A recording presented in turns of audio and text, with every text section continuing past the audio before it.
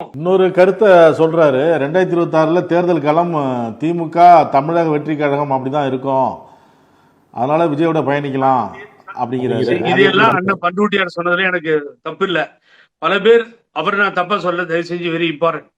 பல பேர் நான் பாக்குறேன், நம்ம நக்கீரல்ல 2 பேரும் உட்காந்து பேசுன்னு எடுத்து காப்பி அடிச்சு சொல்லிட்டு இருக்கான். அதுதான் நான் வியப்பா பாக்குறது, சிரிக்கிறது நானு.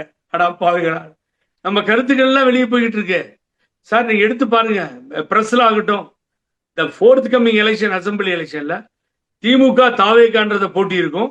அதை இப்பொழுது பிறந்து நடைந்து வளருகின்ற குழந்தை சொன்னதுதான் உண்மைன்னு பதிவு போட்டிருக்கேன், சொல்லியிருக்கேன் நான். பெருசா எல்லா டிவிலையும் வந்திருக்கு.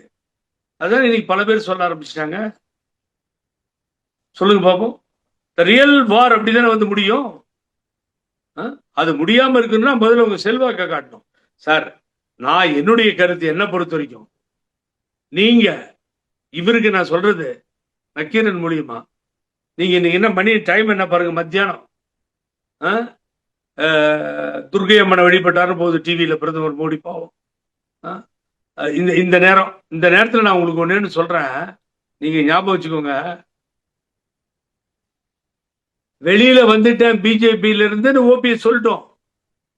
ஒரே ஒரு அறிக்கை, அந்த மாநாட்டில் போய் சொல்றதுன்னா ஏமாத்து வேலை, அதை விட்டுருங்க. அவர் அதுல நம்பிக்கையில கோயம்புத்தூர் மாநாட்டை நடத்திட்டாரு.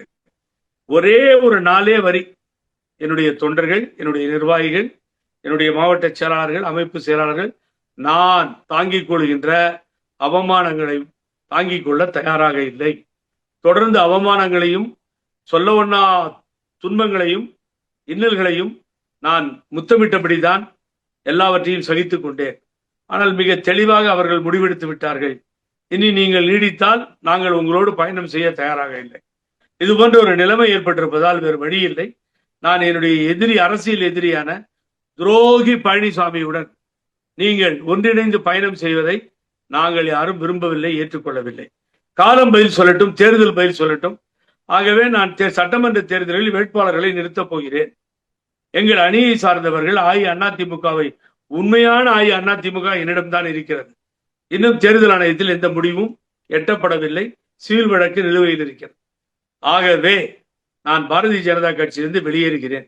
உங்களது நட்பும் அன்பும் எப்பொழுதும் தொடர்ந்து இருக்கும். இவ்வளவுதான் சார். வெளியில வர சொல்லுங்க. இப்ப டைம் பார்க்க சொன்னல, மத்தியானம் சொன்னல, நாளைக்கு மத்தியானத்துக்குள்ள என்ன சேஞ்சஸ் வருதுன்னு